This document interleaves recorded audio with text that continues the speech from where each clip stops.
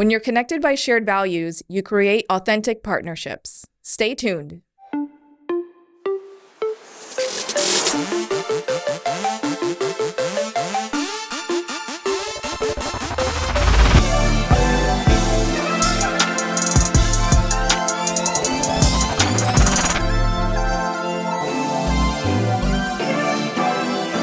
Hello, everyone, and welcome back to the Edgy Entrepreneur Podcast. We are deep into season 2 here, and our overall theme for this season is based around relationships. We believe that if you really want to be an influential leader in your community, you have to master the art of creating powerful relationships at home and in your business life, right? Absolutely, yeah. And we are your co-hosts. I am Daniel Tribby. I am a healthcare entrepreneur, and I'm also a coach for those of you who are healthcare entrepreneurs. Yes, and I am Coach Oriana. I'm a life and personal performance coach and a relationship coach as well. I do a lot of executive coaching based out of Central Florida. Let's do it. This is episode 7. My God, is it really? Are we that deep into this already? Oh, man. All right. Well, this episode is kind of a fun one. I like this. And the reason I like it is because what we see happen in a lot of people is they end up going from relationship to relationship or job to job, or they change their niche inside their business a million times seeking fulfillment, right? And ultimately, they feel disconnected. Why is that, Coach? Yeah. I mean, it's the title of today's podcast. It's because real relationships, you can translate real into authentic, require a cohesive vision, right? So if you're not getting the outcomes that you desire in your relationships, and when we say relationships, we believe everything is a relationship, right? So we're talking about your platonic relationships, your romantic relationships, and your business relationships, right, including your relationship with your business in and of itself. If you're not getting the outcomes you desire, it's probably because you are not doing a good enough assessment to determine whether or not there is sufficient alignment between your value system and that other person, that other individual, in consideration of the role that you're thinking of putting them into, right? Because it could be a romantic partner, a friendship, it could be a business partner, it could also be an employee, right?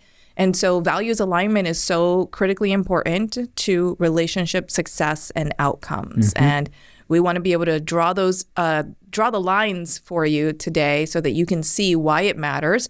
And I think when you see why it matters, not only will you start to consider what your value system is, you'll start to actually look at your relationships through that filter of your value system. You'll start to align yourself with people who have similar or shared values, and then you get better outcomes, right? Isn't that the whole point? Yep, 100%. And I think what we see a lot of people do is that they base their matches in business or personal relationships on things like monetary values or status. If you're a dude, I want status. Like I want my woman to look a certain way because it brings me status. I want the car I drive to give me more status. The home, the place I live, it gives me more status. And when you're basing things off monetary value or status or any aesthetics. sort of, or aesthetics, right? The way they look a certain way, if you're basing it on that, that's not a deep enough value to take you to the next level of life or to have longevity in those relationships, right? Right. And I want to clarify, like those things in and of themselves, like looking at a potential partner, like I want to have a potential partner that looks in a particular way or has a certain, body type or things like that, like the aesthetic qualities, the status qualities, those aren't necessarily inherently wrong or bad in and of themselves, right? That's not what we're saying. But where people start getting tripped up is that they make those qualities in exclusivity, right? So they want a woman or a man that looks this way, right? Makes this much money, has this level of social status, and that's all they're looking at. Right? They're not looking at that person's inherent value system. Like, so, sure, get the woman or the man that has the aesthetic, qualities that you're attracted to and that's your preference. There's nothing wrong with that.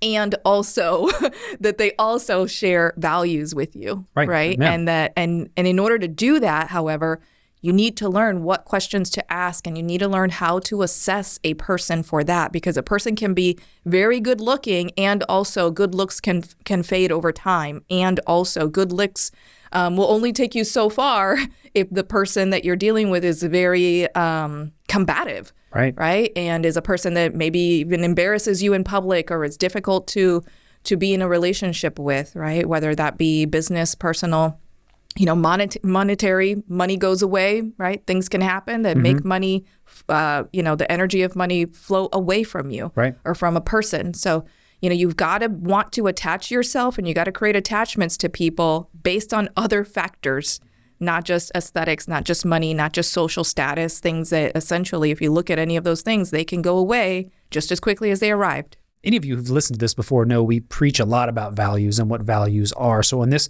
particular podcast, I want to touch on what values are, just as a quick refresher, why they're important. And then we're going to jump into the how, so you can actually learn what questions you need to ask, what things you should be looking for. But let's break down values and what they are. So values are emotional states that we either desire to have more of based upon pleasure or less of based upon pain. Right? So I may value freedom and the pleasure that it gives me, but I may also value running from you because the relationship causes me pain, right? So, but we want to look at values as an emotional state here, okay? And so values have two types, outer and inner. Okay. So outer values are typically things you get graded on, right? Like I get graded on my performance at work and I get a raise based upon that, right? So there are things like my work ethic, my organizational skills, my leadership skills, that kind of thing. But for the purpose of this episode, we want to talk inner core, correct? We're going to talk about those deeper things inside of us that we really value: love, connection, growth, those types of things. Those are inner core values, all right? Those are more about who you are versus how you perform. So in order for you to be able to cultivate healthy relationships that are values-based and driven, because this is what I want people to recognize, is that values actually are like they're the fuel for the energy or the engine that runs a relationship.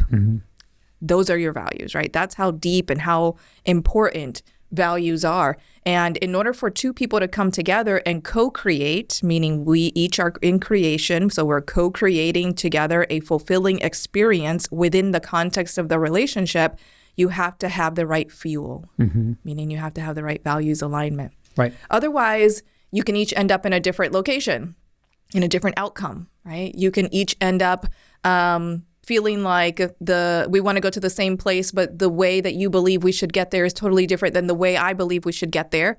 And then you're fighting each other the entire time on what is the best way or the right way, right?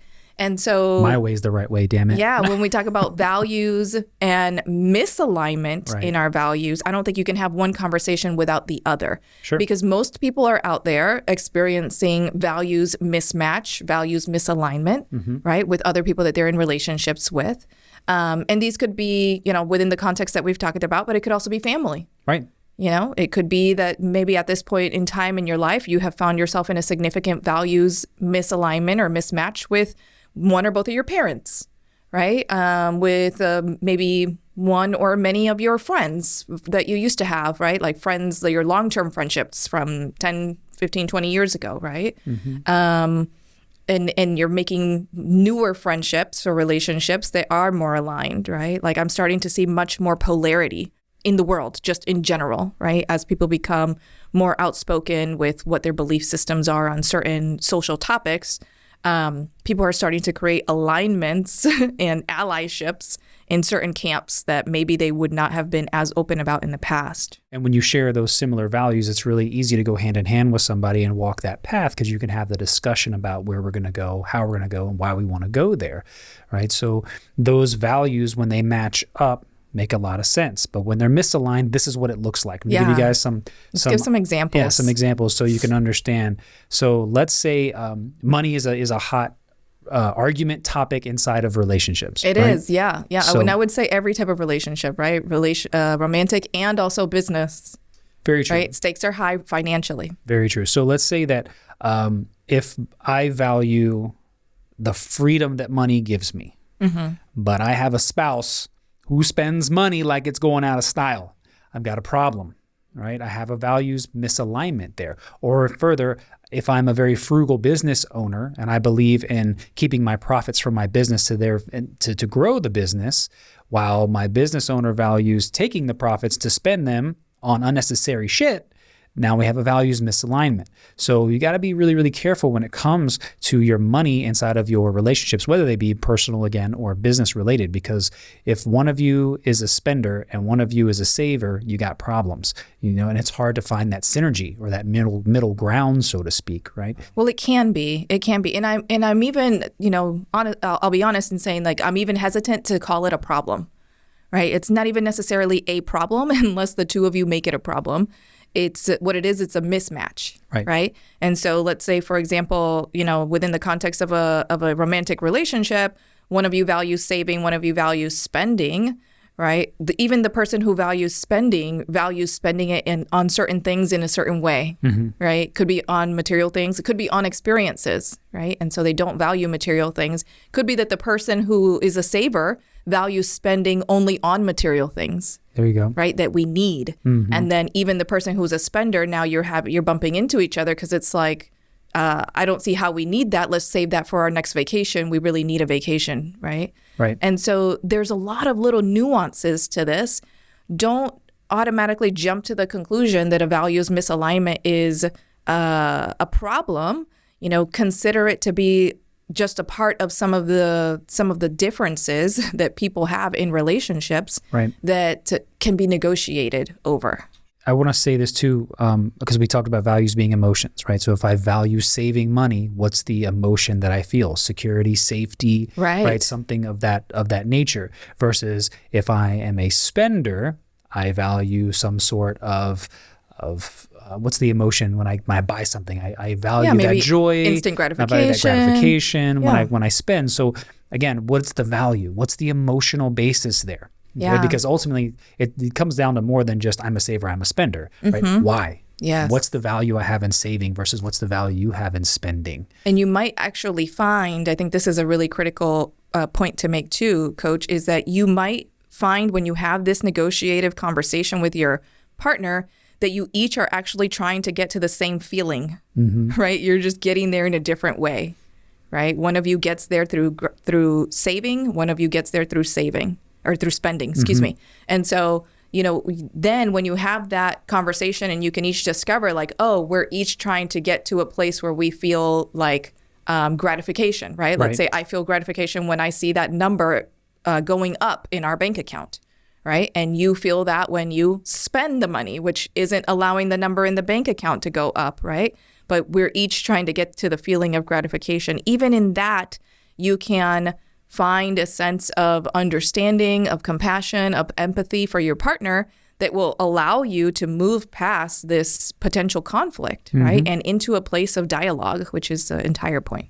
Let's use kids as an example next. I'm going to let you take the lead on this one. Yeah, so this is fun, right? So what if you haven't had the discussion before you have children with your spouse about how you plan to raise said child, right? What do we agree on as far as rearing or as far as complimenting, nurturing, punishing? You pick the words that you want to use. If you don't agree with that, then you have potential friction there. I won't say problem since you corrected me so well earlier, but I would say potential issues the there. The potential is there. Right? Totally. So if I believe in very stern, very strict household where you do what I say and that's it, there's no discussion when it comes to my kids, but you are more lenient and more able to be flexible with your children, like we're going to have some values misalignment. For sure. So you've got to have that discussion. Like, what is it that you believe about raising children? All right, what is it that I believe about raising children? Do we have values alignment? If not, how do we find it? How do we find it? If you're already in that relationship, of course, but if you're not in that relationship and you're just having an exploratory conversation with a brand new potential partner on something like kids, which includes so many different factors that impact lifestyle, spirituality / religion,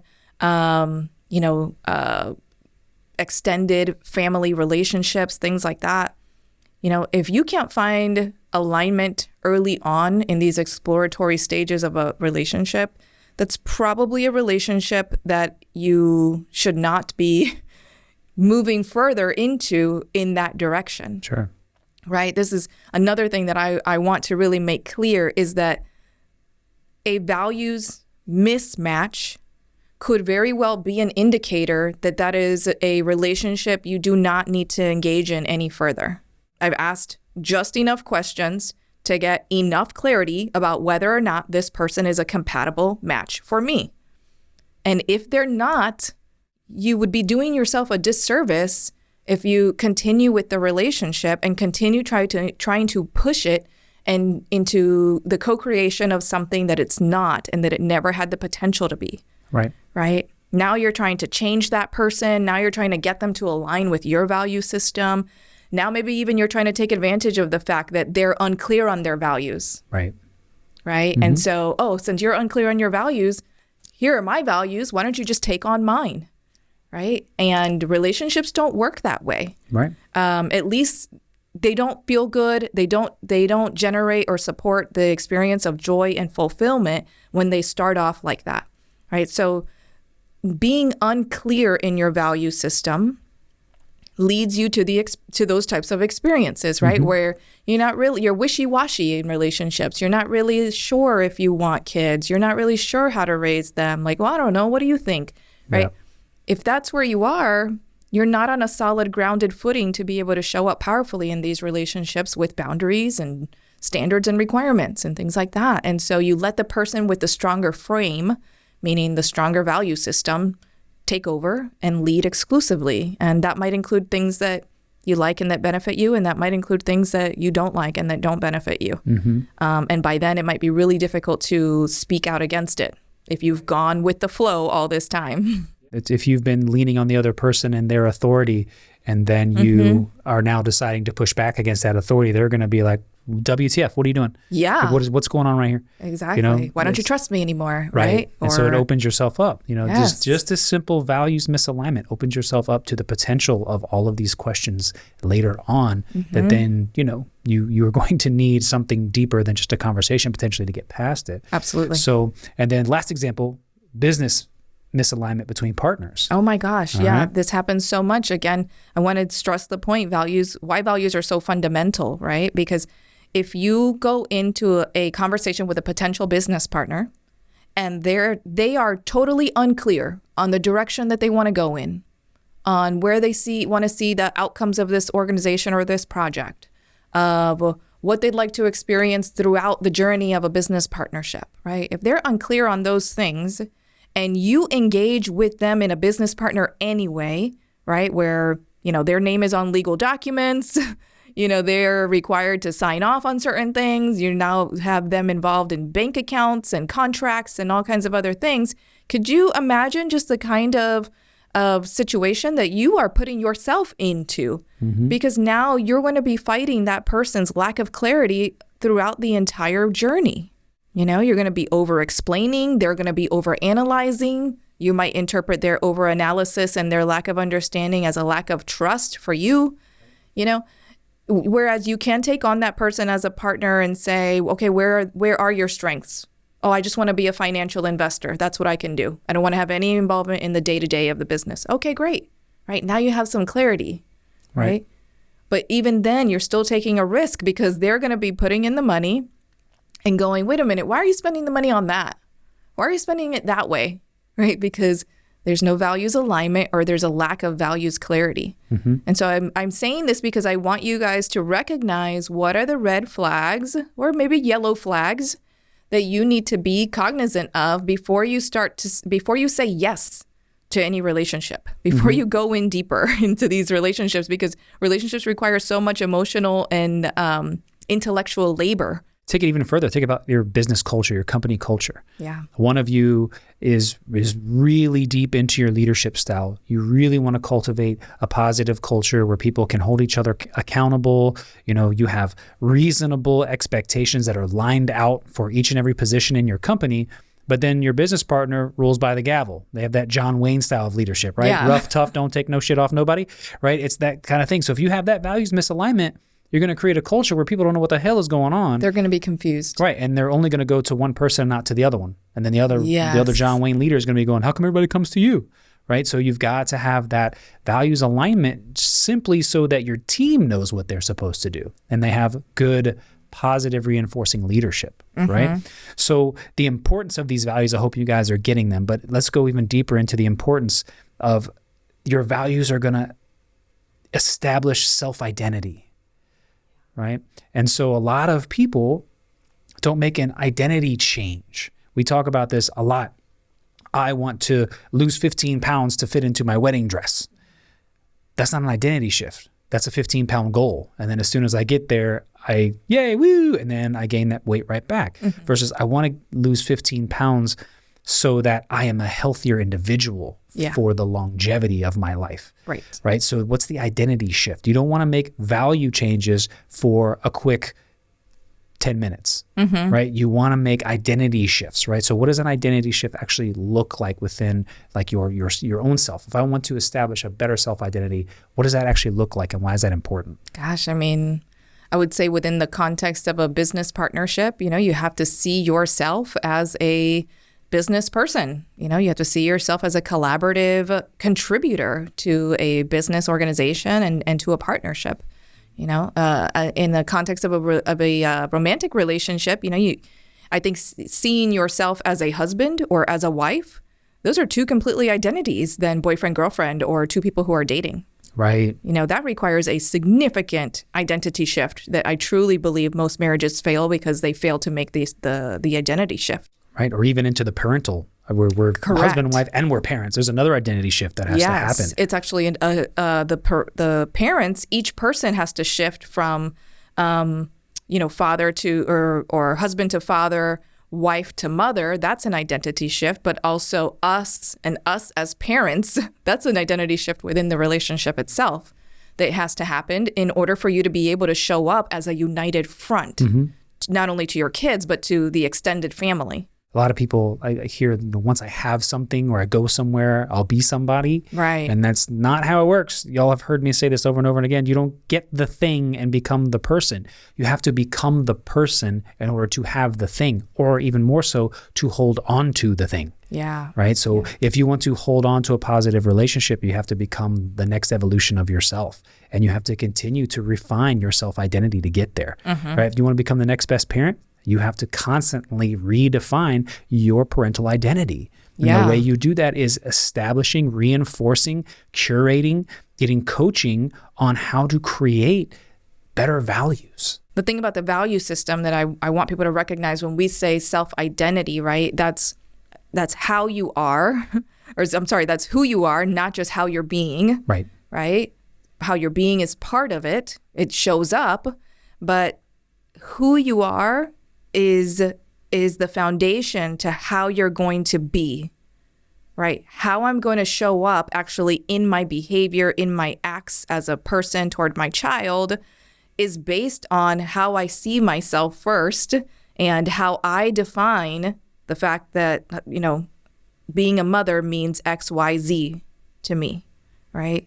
She shows up this way. This is how she expresses love and care and, nurturing. This is what she does. This is what she doesn't do, right? Things like that. I was going to say, and more along the lines of what's my not to do list? What do I not do as a mother, right? And what I do as a mother, and how do I draw boundaries around that protect my new identity that I'm stepping into, but also protect the people that I'm charged with caring for, right? The children. And how do I, again, that interaction between in what settings am I a mother and what settings am I a wife? Right. Right? Where do I turn that off?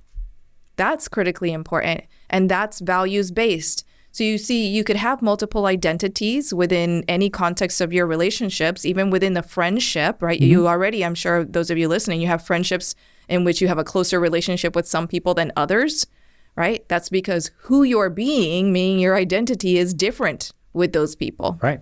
Right? And you feel comfortable showing more of your authentic self in some relationships than in others, right? So ask yourself why that is.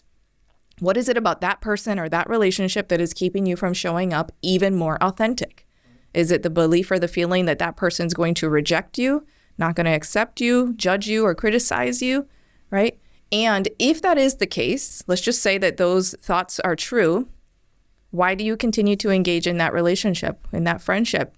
And essentially what is a superficial relationship with someone. Right. That's usually based upon the things we mentioned earlier, aesthetics, monetary, or social status, right? Those are usually the things, right? And so here's another important factor of establishing value systems is those boundaries, right, that we create within that. And we have an entire episode on this, boundaries versus barriers, probably 4 or 5 episodes ago, where we talk about that. So if you're confused on what a boundary versus a barrier is, go back and listen to that episode. But just really quickly, boundaries exist for you as an individual. I want to make that really clear. When you start putting boundaries around other people, that is a barrier. Okay, boundaries exist for you. If Oriana and I are in an argument and she says something to me in a very unbecoming way that I don't receive, then I can very easily just say, hey, look, I want to have this conversation with you, and I want to cut to the chase and get through this with ease and with some amount of admiration for each other. Right. But if you're going to continue to talk to me like that, I'm going to end the conversation. You don't have to change. But if you continue to address me that way, then I'm no longer going to respond to that. That's a boundary, and it's for me. It's protecting my energy. It's protecting the way that I feel. So I want you guys to be clear that when you have firm value systems, you can also establish healthy boundaries that protect said value systems. You're on vacation with your family. You value family. What would be a boundary that would reflect placing a high value on quality time with your family while on vacation, right? Would it be answering your phone and your emails all day? Or would it be not doing that? Don't tell me that you value family and then go on vacation with your family and work the entire time. You don't value your family quality time. Right. You're not there for that reason. That's the thing. You're not there for that, right? You're there to just like be in the vicinity while they spend quality time together. Right. That's a different thing. Mm-hmm. And that's going to create an argument between mom and dad, husband and wife. Sure. Because why are you working all the time? There because could be some friction around that. Yeah, you value the feelings and emotions you get tied to your work more so than valuing the feelings and emotions you get from spending time with your family. Mm-hmm. Right. So again, values misalignment. Everybody. And so I think that that's really important. And if that's hard to hear, I get it. Right. I've been there too. But the reason that I feel compelled to mirror that back at people is because it's so common. Mm-hmm. And it is also because the only way to tell that you're out of alignment with your values many times is to actually see how you're being and what you're doing. You say that you value health and wellness, but you won't fit going to the gym or getting your personal trainer that you've been talking about for months or changing your diet. You won't actually take action on that. What we value shows up in our actions and behaviors. It shows up in what you do and what you're not doing, meaning how you're spending your time and resources, right? If you spend your time and resources on certain things, right? Make a little list of these are the things I spend my time and resources on. Those are the things you value right now. Are you okay with the things on that list? If you have things on that list like, playing video games for 4 hours a day, sleeping 9 to 10 hours a day, skipping meals, right? Like if you have things on your list of actions, behaviors that you've been engaging in for 1 day, 3 days, a week, and you're looking at that list and you're going, oh, shit, then you probably don't value the things that you say that you value. Right. It just looks good on paper to say that. Correct. Right. Yeah. So you want those values to be strong and firm so that they support your goals, right? And your desired outcomes. Okay. Mm-hmm. So that's what these value systems do. All right. They're strong reminders of the goals that you desire to achieve. Right. And what's also nice about them is that when you share them with other people, they can hold you accountable to reaching those goals. Mm-hmm. Right. They can hold you in space to keep you earnest and honest and integrity when it comes to your value systems. That's what's so beautiful about them, right?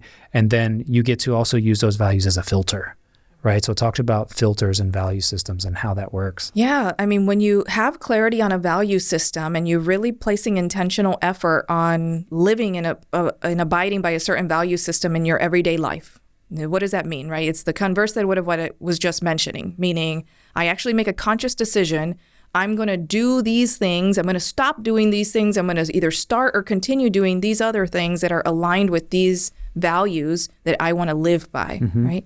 And what I mean by creating a filter, it's all of a sudden, if I'm trying to do certain things, right, and be a certain way in my life, that is going to show up in my relationships, right? So let's say if the value is, that I want to be openly authentic in who I am. That's going to call you to have to show up a certain way in your relationships, where you could have the expectation that being openly authentic in who you are is going to lead you to potentially have to have either some open, some vulnerable, or some hard conversations with some people that you're in relationship with, and that they may or may not, respond with conflict, right, toward what you're expressing, right? And you have to decide, because they're how they receive it is theirs, they own it. You have to decide, this is what I will do. This is how I will stay in integrity when I show up authentic in my relationship, right? This is how I stay authentic, right? I do what, right? Probably I just acknowledge that how they're showing up in response to my authentic version of myself after I've been hiding that part of me, right? However they show up is theirs. They own that. I love them anyway. But if they don't want to be in relationship with me anymore because I revealed my true self, I'm okay with that. And I know that sounds harsh and brash, but it's kind of, if you really want to have these successful, long-term, fulfilling, connected types of relationships, it's kind of how you have to be. Because the most powerful word in the English language is no. And the most successful people in the world say no more than they say yes, because they've used their value systems to filter out the bullshit that they will not connect with, they will not do, and they stay in integrity with their value systems, whether that's within their romantic relationships, business partnerships, new ventures, all those things, right? This is actually easier in new relationships than it is in older existing ones, right? Because people you've been in relationships with for a long time, they already know you a certain way. They already know a certain version of you, so to speak, right? And so when you show up like, hey, this version of me that you've known for 15 years, I'm actually evolving and changing, and I want you to know that that's not me anymore, right? Think about that. Yeah. Like, isn't that a shock to anyone's system? Like, what the hell do you mean that's not you anymore? I've known you for 15 years. You want me to accept that you're who now? What? Right? So having some pushback there, it should be to be expected, and it should be received with kindness and compassion, empathy, essentially, as you're essentially trying to create buy-in in these old relationships by saying, hey, I am evolving, I'm growing, I'm learning, I'm stepping into who I am, I'm coming into my own skin, and I would like your support. Yeah. Right? That's really what that conversation looks like. Whereas when you first meet a brand new person, it's different. You're just at liberty to show up as who you are. As an individual, as you grow, the perception that others will have of you will change. And so will your potential circles of people that you spend time with, because you're going to realize that, hey, the values that I have been taking into account for myself are no longer serving me. Correct. So as I move into new values that serve my mission, my vision, my goals, right, I'm going to ultimately move away from my old circles. Which is the filter. Right. Right. Yeah. You're going to use your values as a filter to be able to say, I'm not aligned with this person anymore. Yep. Or I'm not aligned with this friend group anymore.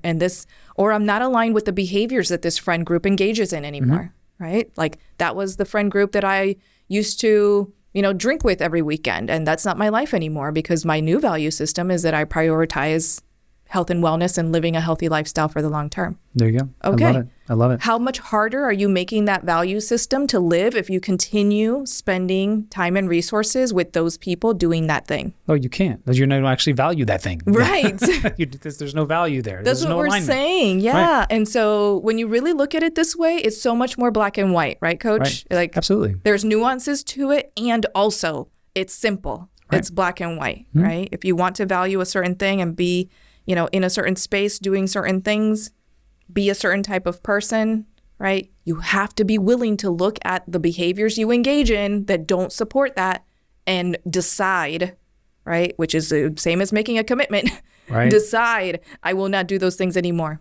I cannot spend time with these people anymore because it's unhealthy for me, right? I can't think that way anymore when you're trying to make some of these mindset shifts, Yeah. right? And that's a perfect segue into answering the question of how do you now connect? How do you use these new values, right, to further those relationships? And the first discussion point of that is that very thing. Are you aware of the values that you currently have and whether or not they're serving you? And if they're not, have you done the work to establish new values? Point number one. Can't have a values conversation with anybody else unless you are aware of your own values. You gotta have clarity. And made those changes. You've got to have that clarity, right? So that is quote unquote bullet point number one if you're writing these down, okay? So in order to find the right people, you have to ask the right meaningful questions. Right. And so we're going to tell you guys or offer up some suggestions on questions that you could ask and conversations that you could have as they relate to friendships, romantic relationships, and business. All right. So lead us in the romantic partners. You're the relationship guru here. Give us all the relationship, romantic partnership types of questions or things that you should consider having conversations about. Yeah. So I want to mention that there's people in two different stages potentially. I'm just going to simplify and say two. But there's people who are like looking for a romantic partner, right? And maybe dating. So that means you're consistently assessing people for potential romantic partnership. And then there's people who are already in these relationships, right? And so if you're already in a relationship with someone and you're thinking to yourself like, oh, we don't have any of that. We've never had any of these conversations, right? It would serve you to have these conversations sooner than later. Because your relationship will eventually come to an impasse. And that impasse feels like either this relationship has to change or it's going to end. And you might get there at the same time, less common. One of you might get there before the other one does, more common. Right? And so before you even get there, it might be time to start considering how do we evolve the relationship and thus ourselves within the relationship by asking some meaningful questions and really setting a new standard for who you are as a couple, right? So this question I got from some of my coaches. Their name is the Freemans. If you don't follow the Freemans, I encourage you to, and it's particularly if you're a couple. But two questions that they offer is, what is something that would excite you to pursue this year? Mm-hmm. Right? Have you ever asked your partner that question? What's something that would excite you to pursue? Right? And just giving them the opportunity to be able to just mentally explore that for themselves, right? Because the question is about what they would like to pursue, not for us, not if we had the money, and not within other limitations, like I don't have the time to pursue anything new, right? No, like what's something that would excite you to pursue if you didn't have any limitations? And just allowing your partner to reveal themselves to you in that way that might be very new and different than a side of them that you've seen so far, right? Pay attention to the values alignment here too, right? So that's the entire point. This is going to teach you so much about that person. Yeah. And so if you have, like let's say Oriana and I are having this conversation and she wants to thrive and grow and open up a second arm of her business and, and really branch out, do more speaking engagements, be guests on 17 other podcasts. And I turn around and say, oh, that's great. I would rather just kind of stay where I'm at. I'm in my comfort zone box. I'm valuing my safety and the emotion I get from being comfortable, where she's valuing the uncertainty or the variety or the change, the growth, right? So you have very different values alignment here. Right. So you've got to be able to understand where each person is coming from. And it's not on one of us to push the other one in one direction or the other. No. Right. No. So if you can see, like, look at this within the context of dating, right? Like a question like that would allow you to learn so much about a potential dating partner, about whether or not their, what they envision for their future aligns with yours. Right. Right. And whatever they say, their answer is right for them, right? You're just learning. The purpose of these questions is to learn about this person. Another question offered by the Freemans: what obstacles do we need to remove from our life? Again, this is for couples. What obstacles do we need to remove from our life in order to make time or space for our priorities? This is such a big one. I'm going to break down some numbers for you guys. There are 168 hours in a week. 168. let's say you spend 40 of them working.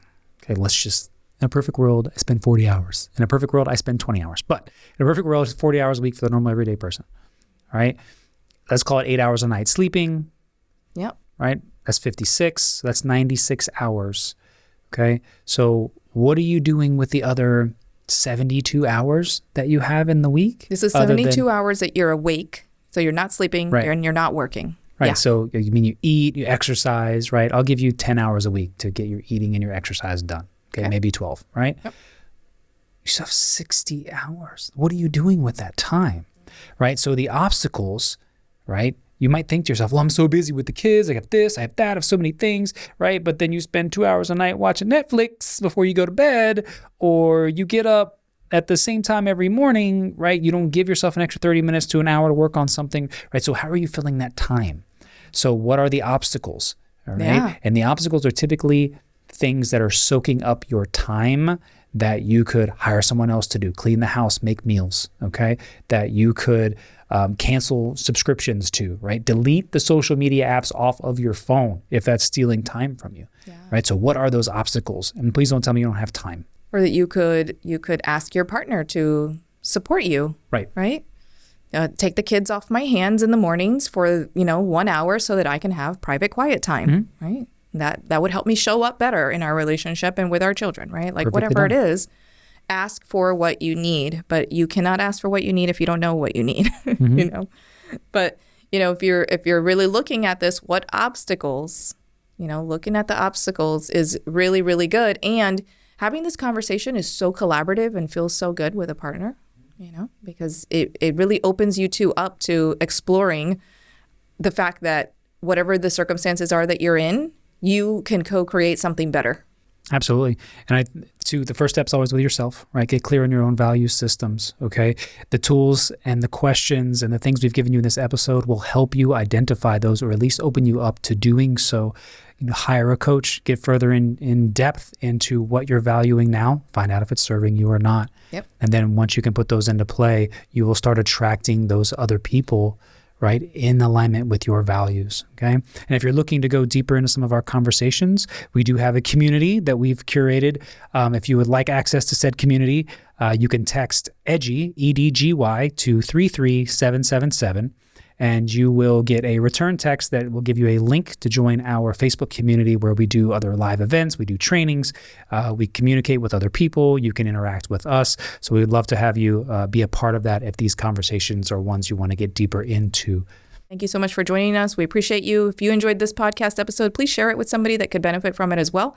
And we also appreciate your star ratings. This is our second season. So if you're appreciating the podcast, leave us a review, give us a 5-star rating, and give us some feedback. Let us know how we're doing and how we can better serve you. Thank you, everyone. Cheers. Thanks, guys.